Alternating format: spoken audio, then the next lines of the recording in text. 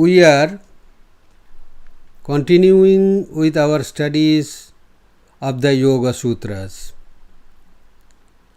We will discuss aphorism numbers 18 onwards in the first chapter of the Yoga Sutras. This is our Yoga Sutra class, online class number 8. As I explained earlier, in any action, in any work, there is a triputi, three participant called triputi or a triad. It means threefold or triple form or three essential participants. Three things are necessary to complete any action. Like in case of the action called knowing. If we want to know something, then we need a knower, an object to be known, and the instrument to know the object. The instrument here is called knowledge. We want to know, so knowledge is necessary. If we want to know an atom, suppose, we need the three, the scientist, the atom, and our science knowledge. Similarly, in the act of meditation, we need a meditator, an object of meditation, and the mind that is trained to meditate. That means a subject, an object, and an instrument by which the subject interacts with the object. In case of our pursuing the Sampragnata Samadhis, the subject is called the Grahitri or the meditator. The object of meditation is called the Grahya in Sanskrit, the object. And the mind instrument is called Grahana, and that is the thing, instrument, with which we perform the action or the subject interacts with the object. Now, let us recapitulate some points from the earlier class, just to give a connection to our discussion today. We called the 6 different Sampragnata Samadhis as 6 consecutive milestones. Like milestone number 1 to milestone number 6, 1, 2, 3, 4, 5, 6. These 6 are divisions of actually 4 varieties of samadhis in the Sampragnata group.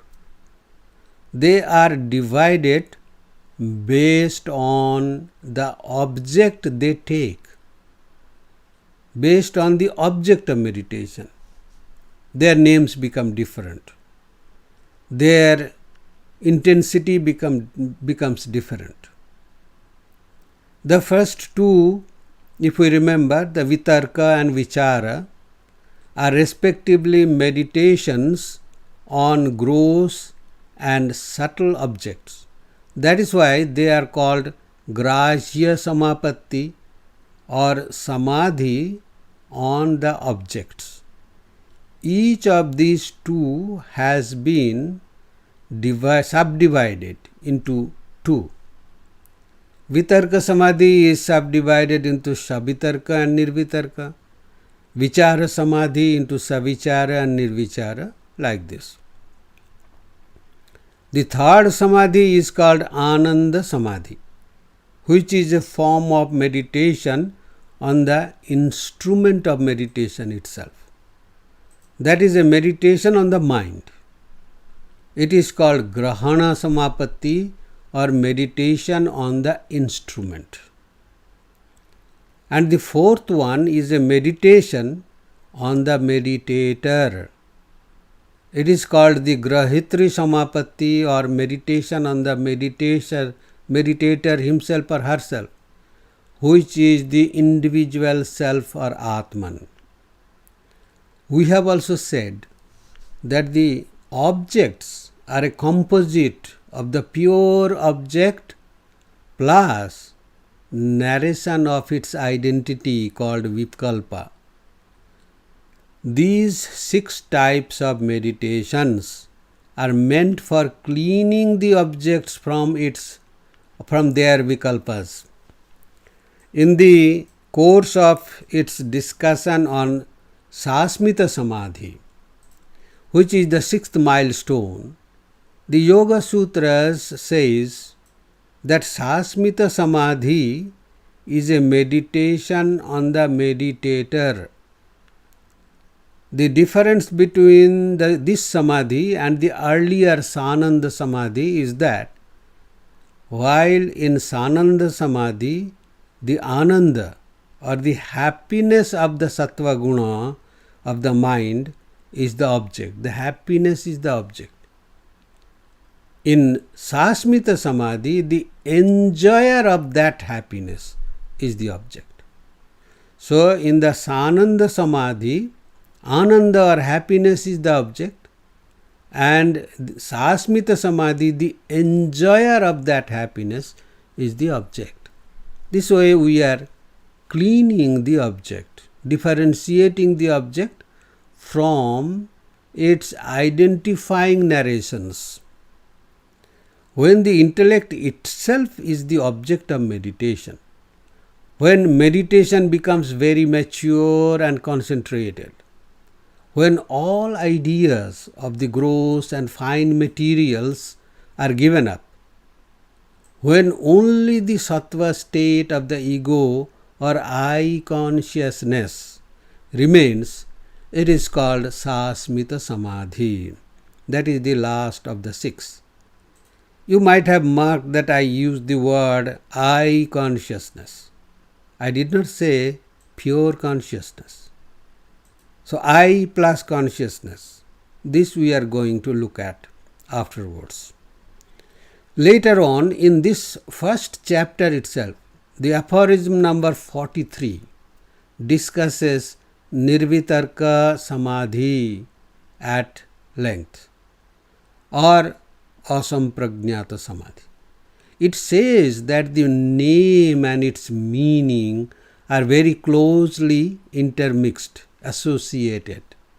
Name and its meaning. Actually, if we look carefully into them, we see that they are 2 different things, the name and the meaning. When we learn a language, suppose, we don't know the meanings of the words of the new language. We try to attach a meaning in the form of a known word from an already known language to each new word that we are going to learn, to each new word. Suppose in German I say ich, I. Initially this word did not mean anything, but I added the word I to it. Then ich became I slowly, and then I and ich got mixed up. I and ich got mixed up. So afterwards what happened, when I say ich, then I mean I. I don't have to look at the 2 words. One is in German ich, another is in English I. So later on the meaning is automatically associated with the new word. This is called learning. When suppose the word Wasser, in German Wasser means water. Water is an English word, Wasser is German word. So I intermingled these 2, the word and its meaning, and then it means water to me. This is what is called learning. So what is learning? Learning is a mixture of the name and its meaning. But we have to understand that each object is first of all an object itself. Then it gets a name. The object is there, it gets a name to identify it from other objects. Other objects of its own kind and other objects of different kinds. And that name of that object means the object. At one point of time, that the object and the name becomes one. So then this name has a meaning. The name has a meaning, it means that object. So the meaning and the name become one.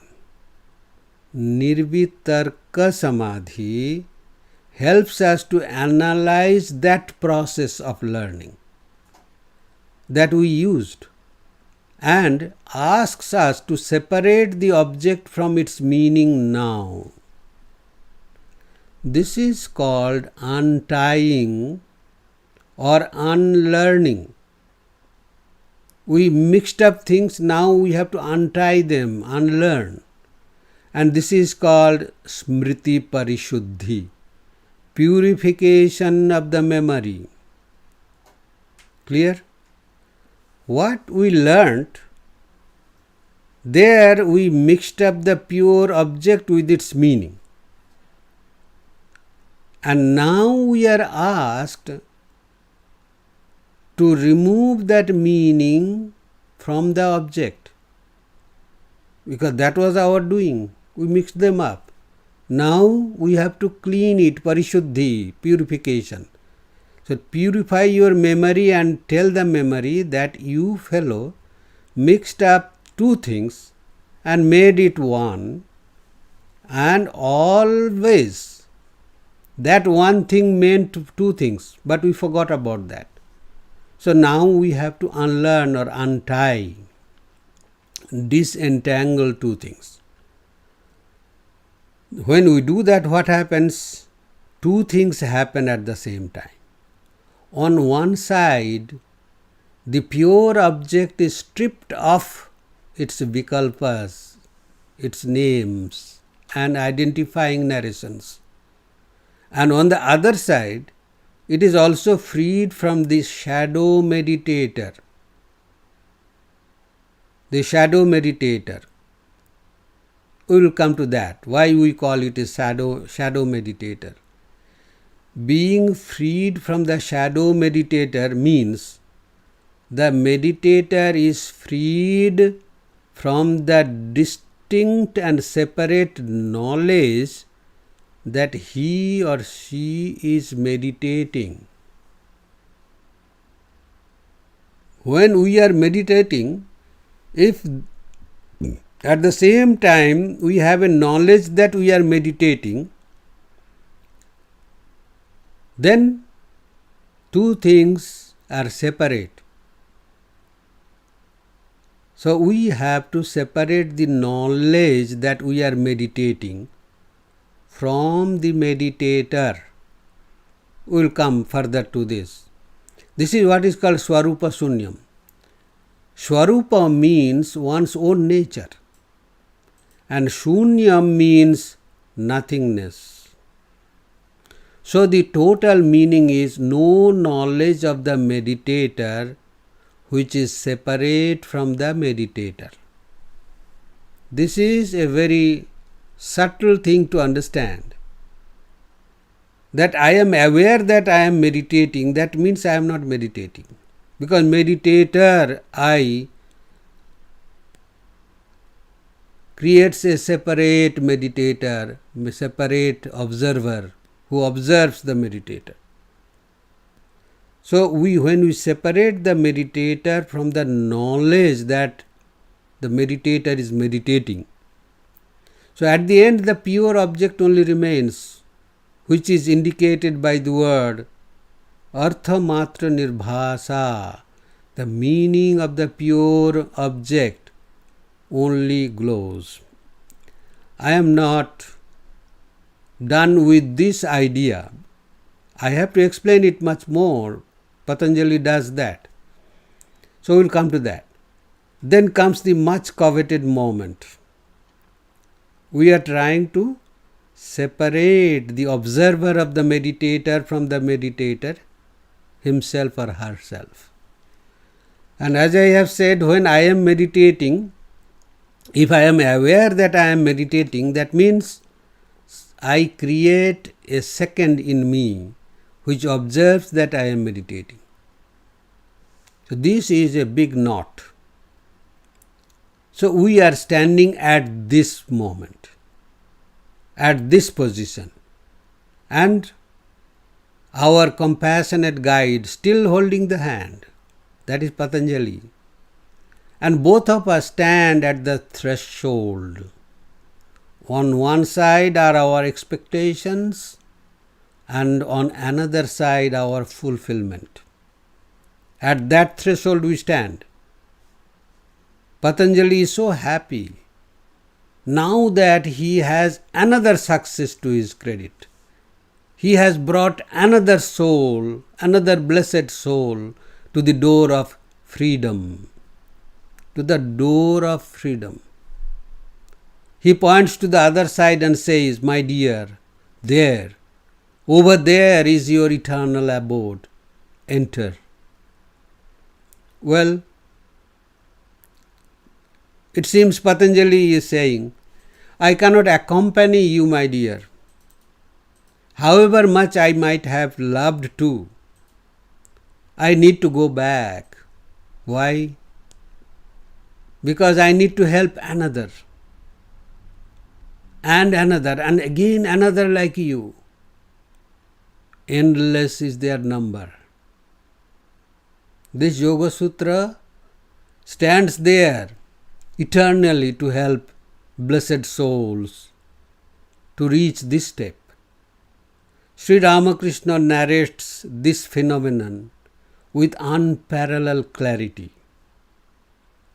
At this moment, Sri Ramakrishna says, the Guru will say, my dear, there, over there is your Ishta, your chosen deity, your chosen ideal.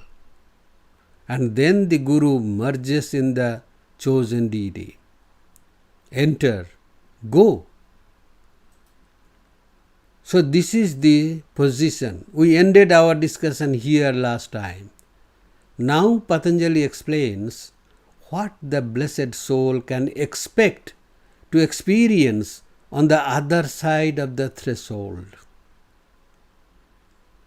And then comes that much awaited aphorism. Virama pratyayabhyasa purvaha. Virama pratyaya abhyasa purvaha samskara seshaha anyaha. The meaning is there is another samadhi which is attained by the constant practice of stopping or cessation of all mental activity, in which the chitta retains only the unmanifested impressions. This is the translation Swami Vivekananda himself did. We need to understand this very clearly. What we will actually understand is that our explanation can take one to the border of experience, but not into the experience. We have to keep it in mind. However much we may try, we may give you a list of the curriculum, but study you have to do. Similarly, Patanjali gives us all explanations so that we understand what is that border of experience, not what is that experience. There are a few words in this wonderful aphorism. I will explain each one and then connect them. The last word is anyaha. This means the other side of the threshold. The other samadhi. Anya means the other samadhi. The samadhi which is other than the samprajñata samadhis, 6 samprajñata samadhis, what we have learned. This samadhi is called asamprajñata samadhi. A means not, no, which is not similar to the samprajñata samadhis. Not the 6 samprajñata samadhis that we have explained so far. So, now we have to answer 2 questions. One is, what is the nature of asamprajñata samadhi? What is the nature of this samadhi? Patanjali says, samskara sheshaha. That means, in this asamprajñata samadhi, the chitta, the mind stuff, retains only the unmanifested impressions, samskaras. Unmanifested impressions. Very difficult idea to understand. We will go slowly. Let us understand this phrase, samskara shesha.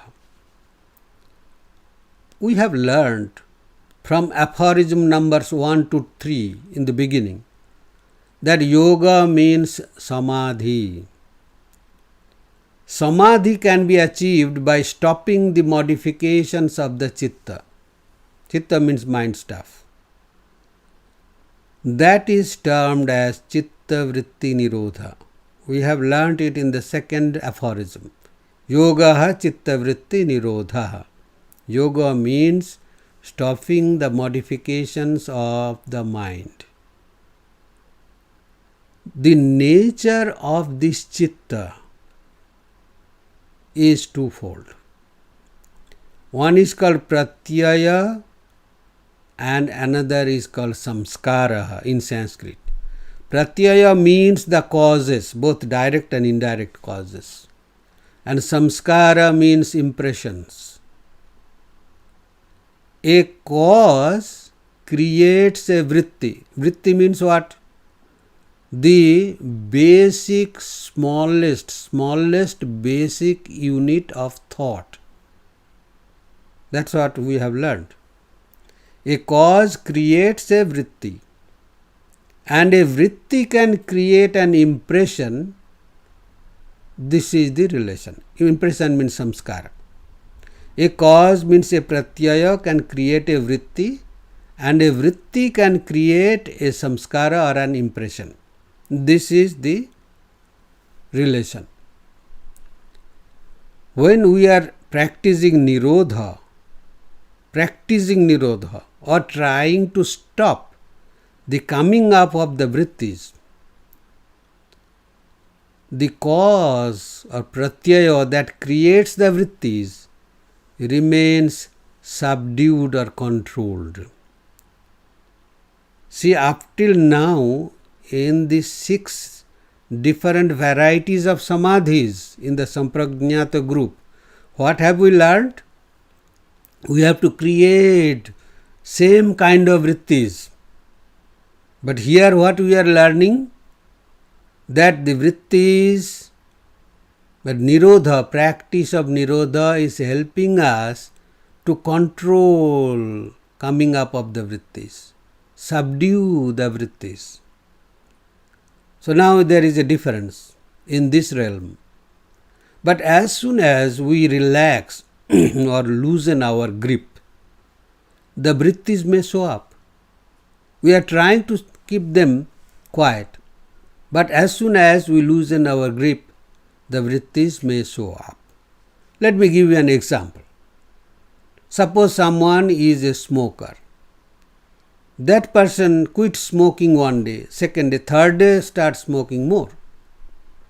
Because as soon as that person loosens the grip, then the vrittis, the habits come back in a more vigorous way. That is the risk. That means the impression of vrittis remains that can create new vrittis. Vrittis are not gone completely. They are there hidden and they are subdued. Like the dormant volcanoes. They are there. They are not dead. They can erupt any day. So, we need to work on that. That is the idea of the whole process within the asampragnata samadhi. We have two samskaras or impressions. Two impressions. One, the impression of our control. And another, the impression of the tendency to create new object-oriented vrittis. So, one impression is trying to control, and the other impression which is being controlled is trying to create new vrittis. So, there is a tug of war between these two. This asampragnata samadhi is called the residual or shesha of the impression of our control. Nirodha samskara, it says. This is the residual of the impression of our control. This is the last samadhi. We will discuss about this further. But now we have to answer another question. How does one achieve this Nirodha samskara? Samskara means the impression of control. How does one achieve this? That is what we have to learn now. Earlier, as I have said, we have learnt how to continue to have the same kind of vrittis. To create the same kind of vrittis, to continue with meditation, which is called a flow of vrittis. And here another vritti is being created which is stopping that flow. So how to achieve this nirodha means stoppage. Earlier 6 samadhis taught us how to continue with the flow. Now this samadhi will teach us how to stop that flow. See the difference. We will come step by step. Then the next phrase in the aphorism answers that. How does one achieve this control? Virama pratyaya abhyasa purvaha. It's a wonderful idea within these 4 words. Whole idea of this realm of this asampragnata samadhi is packed in these 4 small words. Virama pratyaya means the pratyaya, the cause that helps us to end virama, the popping up of new vrittis.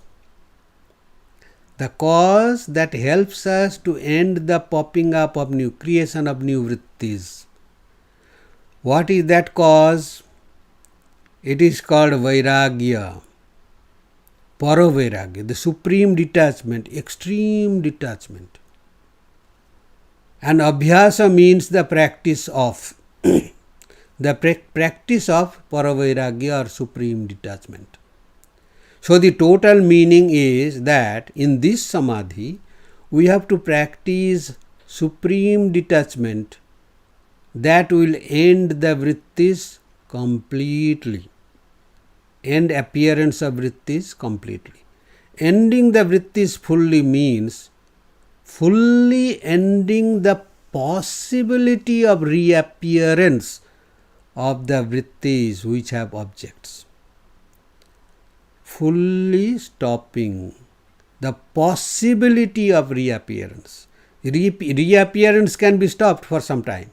As long as you are holding it back, it is stopped. But as soon as you loosen the grip, they may reappear. So there is the possibility for them to reappear. We will call them, these vrittis, object-oriented vrittis. These vrittis have objects. They are opposite to and different from objectless vrittis. There are some vrittis which do not have objects. Now there is the difference. All the 6 samadhis that we have learnt earlier in the Sampragnata group, which belongs to the other side of the threshold, which we have crossed already. Those vrittis which we practiced in the 6 samadhis, they are object-oriented vrittis. All vrittis have their objects. Either some physical objects, subtle objects, or mind as the object, or the meditator as the object. But here the vrittis will become objectless vrittis in this asampragnata samadhi. That is why it is called not. Then the samadhi will be called asampragnata samadhi, which is equal to yoga. Yoga means samadhi, that we have learnt in the very first aphorism. Atha yoga anushasanam. Then Vyasa says yoga means samadhi. Now how to attain then samadhi? Yoga chitta vritti nirodha. So we see that asampragnata samadhi is not a milestone. Now we have to be careful. Asampragnata samadhi, I have never called it a milestone. 6 earlier samadhis, sampragnata samadhis, they are milestones.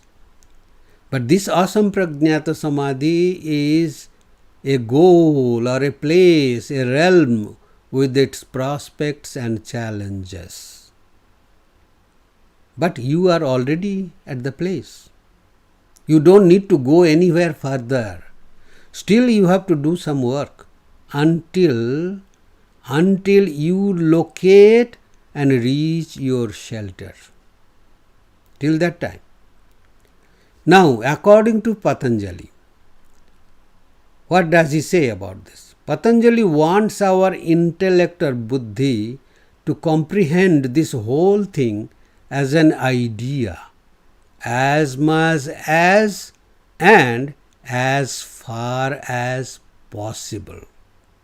Patanjali cannot give us that experience, but he is trying to explain it as much as and as far as we can comprehend. We have to go step by step to get a clear picture of this whole idea of what happens in that realm called asampragnata samadhi. The 6 steps of sampragnata samadhi, or the samadhis which have their objects on which one meditates, that we remember. We will call them object-oriented samadhi. Let us recall that a vritti is the smallest basic unit of thought. In the cases of sampragnata samadhis, each vritti has its object. And in one kind of samadhi, all the vrittis have the same object, gross or subtle, or the mind or the meditator, whatever it may be, same object. That means the whole flow of vrittis in those meditations in one type of samadhi has the same unchanged object. That means each samadhi is a flow of similar kind of object-oriented vrittis. Let me restate it. Well, each samadhi is a flow of vrittis. What type of vrittis? Similar type of object-oriented vrittis. Clear? Why are the vrittis called the similar kind of vrittis? Because they have the same object. Clear? These vrittis are called salambana vrittis, the vrittis which are aided by an object. We refer to them as object-oriented vrittis. Now, it is time for the meditator to stop all such vrittis which are conditioned by objects, object-oriented vrittis. Now it is time. We have learned that the nirodha is called samadhi. Nirodha means stopping. This can be achieved by abhyasa and vairagya. That's what we have learned from the earlier aphorisms. Practice and giving up. Practice and giving. Practice Samprajnata samadhis and give up them in asamprajnata samadhi. So long in the process of reaching the last or sixth stage of samadhi, we have practiced or done long practice called abhyasa to use object-oriented vrittis. Abhyasa vairagya abhyam nirodha. By the practice and practice of detachment, this nirodha stopping can be achieved, and that is called asamprajnata samadhi. Now we have practiced having the flow of object-oriented vrittis. Now, when in the asamprajnata samadhi, it is time for the meditator to abandon all such object-oriented vrittis, not leaving even single one. We have to say goodbye to all object-oriented vrittis. This is called vairagya. We practice abhyasa or practice, and this is called vairagya, means detachment. Now you get detached from those object-oriented vrittis. Now you have to practice this detachment. Oh my God. Still the practice continues, even in the asamprajnata samadhi. Yes, the practice continues, but this is a practice of detachment from the earlier samadhis. And also you know that this last nirodha samadhi or asamprajnata samadhi is not the milestone, as I said, but a goal, a whole event. We learn of such a serious fact from the life of Sri Ramakrishna. I believe the explanation that I gave did not make the things very clear for us. Not possible also. That's what I warned you. But now I will give you an example, and there is no other example which can be cited excepting from the life of Sri Ramakrishna. Sri Ramakrishna is famous for his following the path of devotion. All these devotional paths, they belong to samprajnata samadhi, up to the threshold. He was a practicing dualist. His meditation appeared to be with an object, which is the Divine Mother Kali. He meditated on the Divine Mother Kali. Then came Totapuri, the great non-dual monk in his life. Sri Ramakrishna wanted to learn non-dual meditation from him. Non-dual, the other side of the threshold. Sri Ramakrishna was practicing meditation up to the threshold. And now Totapuri comes to take him to the other side of the threshold. Totapuri asked him to concentrate on the point between the eyebrows. Then the obvious thing happened, what we were discussing so long. The long practice or abhyasa of meditation on an object posed a problem even for Sri Ramakrishna. Long practice from the beginning of the 6 milestones. 6 types of samadhis have been practiced on objects. What a great abhyasa, what a great practice, habit we have grown. So Sri Ramakrishna faced a problem. Every time he tried to concentrate his mind with the help of objectless vrittis, the enchanting, compassionate image of the Divine Mother Kali appeared in his mind. That is the object. He struggled to remove that image, but it was not possible. This image, as you can now relate to, is nothing but the flow of object-oriented vrittis, in which the object was the Divine Mother Kali. Let me now clarify the idea of an objectless vritti.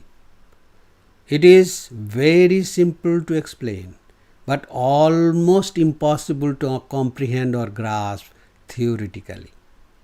So long in the path of samprajnata samadhi, the meditator practiced to have the flow of object-oriented vrittis. She or he had to do it because she or he, as the subject, was different from the object. There was always a subject-object relation. So all the vrittis which were used in any meditation there had objects, object-oriented vrittis. The trouble we face now is that it is not the meditator but his or her self which qualifies the vrittis, Atma vrittis. On the other hand, I am not an object of myself.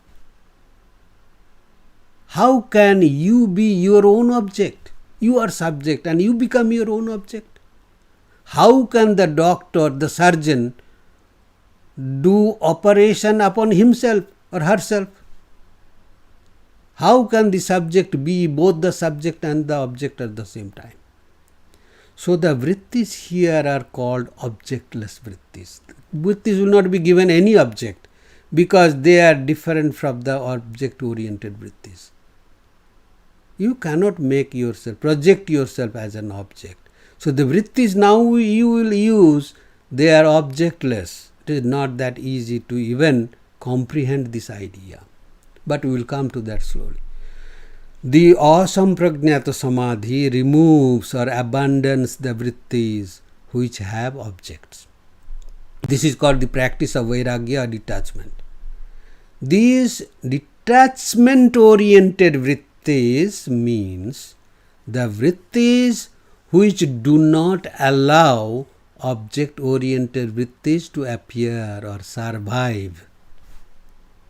They are vrittis, they are detachment-oriented vrittis. Detachment is not an object. This is not a gross object, not a subtle object, it is not an object. Hence the detachment-oriented vrittis are objectless. Difficult to understand? Maybe. I warned you beforehand. Let us get back to the story from the life of Sri Ramakrishna. Let us hear it in his own words. He narrated, after the initiation into non-dual path, Totapuri began to teach me the various conclusions of Advaita Vedanta and asked me to withdraw the mind completely from all objects and dive deep into the Atman. See how much similarity is there between what we theoretically discussed and what he is reporting back to us. Totapuri asked me to withdraw the mind completely from all objects and dive deep into the Atman. But in spite of all my attempts, Sri Ramakrishna says, I could not altogether cross the realm of name and form and bring my mind to the unconditioned state. I had no difficulty in taking the mind from all the objects of the world. But the radiant and too familiar figure of the blissful mother, the embodiment of the essence of pure consciousness, appeared before me as a living reality.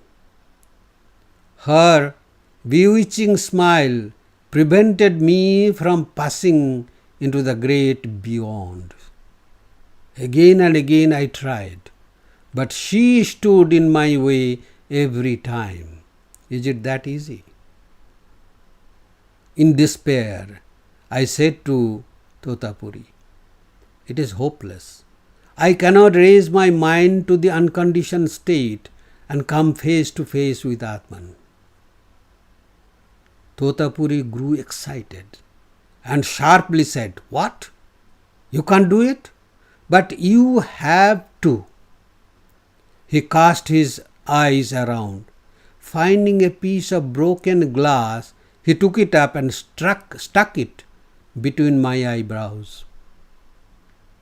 He thundered, concentrate the mind on this point. Then with stern determination, I again sat to meditate, Sri Ramakrishna is saying.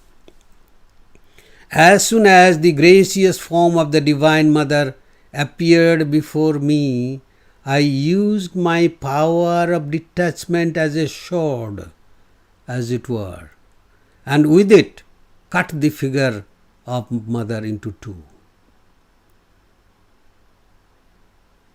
The powers, the sword, which is the detachment, the vrittis, detachment vrittis, the last barrier fell. My spirit at once soared beyond the relative plane and I lost myself in samadhi. These are the details that are supplied by such an authentic source, Sri Ramakrishna. Rare, or better, exceptional, is such a graphic description of this phenomenon in the spiritual history of the world. Patanjali would have loved to quote this incident to support his idea. If Sri Ramakrishna would come before him in time. Luckily, we don't have to depend on the intellectual gymnastics of the so-called theologians who try to theorize such facts helped by their imaginations. The hard facts are laid bare before us by Sri Ramakrishna's example, so that we can get at least a glimpse of such an event that happens in a mystical realm. The whole world owes its indebtedness to Sri Ramakrishna for such an illuminating confirmation. Swami Vivekananda says in a poem that I referred to already, Se dharao baddha holo, shunne shunna milailo, in Bengali. Even that flow of the I consciousness alone stops, and the experience is like what you cannot express in words, he says. I don't need to be the meditator and the observer of the meditator at the same time, because both are one and the same. Both are none other than I myself. What a ridiculous proposition it is when we think that the subject and the object of the subject are the same person. Or to speak in the plain language, the same I split myself into both the knower subject and the known object. Can you see the point? This is called detachment-oriented vritti. When we understand that, then we know what is called detachment-oriented vritti. There is no vritti which has an object. This is the inconsistency that persists even when we are well advanced in our meditation. Virama pratyaya means stopping such unnoticed flow of the thoughts of duality of subject-object relation. Virama means stopping, giving rest to. Pratyaya, the cause. That unnoticed flow of the thoughts of duality. Duality of what? Subject-object relationship. We want to clarify this point more, so I would just turn towards the Gita to get help, to explain it in a different way. According to the Gita, that is particularly the commentary by Madhusudana Saraswati in the 6th chapter of the 15th verse. According to that, Virama means that by which a termination or end is reached. Termination of what? Termination of those 6 milestones. Now you know why I use the word milestone. Now the word termination does not mean abandonment. but reaching the last milestone and completing our journey in and of the Samprajñata Samadhi. Completion, not abandonment. The word abandonment may give a negative or hopeless sense of the whole journey, but the word completion will give a positive satisfaction that nothing was done without purpose, that no effort of ours was wasted. So we reached the milestone. Suppose someone is held up in a country because of this COVID lockdown. The person wants to come back home.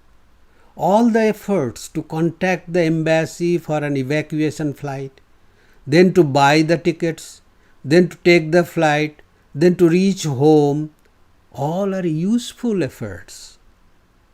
The experience of being at home begins on the memory of the whole exercise of coming back home. And slowly we forget the episode, knowing that we don't need to redo it. Hopefully not. Virama Pratyaya means, Madhusudana says, the cause of this completion of the earlier journey. The confirmation of the completion of the journey creates a vritti in the mind. This vritti is about, number one, being satisfied in completing the journey, and number two, at the same time, knowing that we do not need to do it anymore. Please follow these important events. This vritti is called by the name Virama Pratyaya. The vritti is practiced again and again, so it is called abhyasa or practice.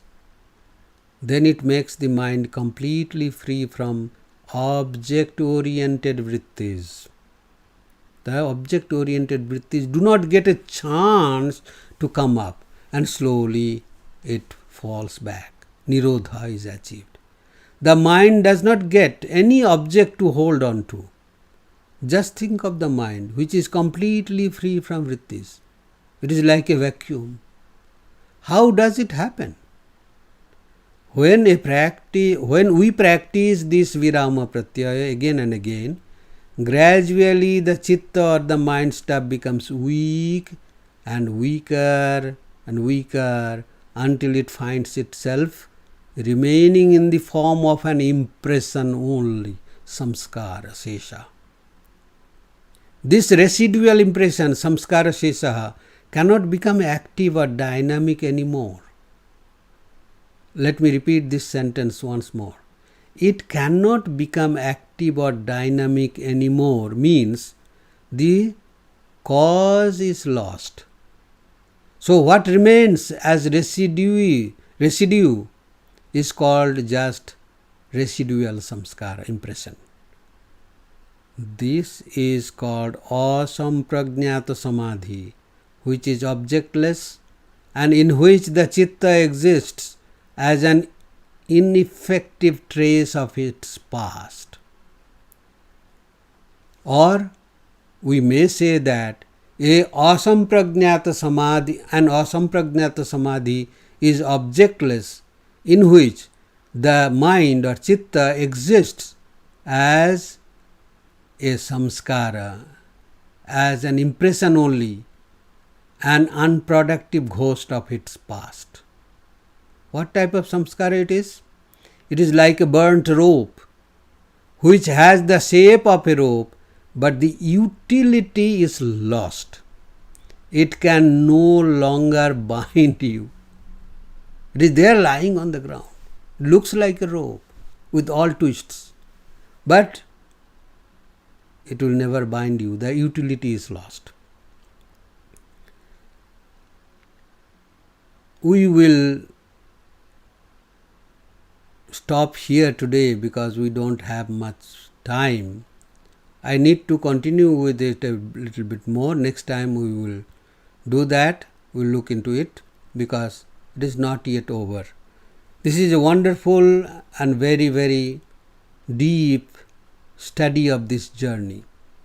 So please try to listen to these ideas. This will be in YouTube. Listen to these ideas yourself and come prepared before we take up the next part of the same Asampragnata Samadhi in our next sitting with these Yoga Sutras.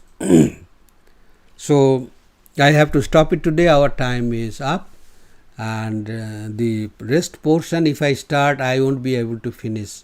Even it may take 15 minutes more. So I don't have that time. So thank you very much for your participation.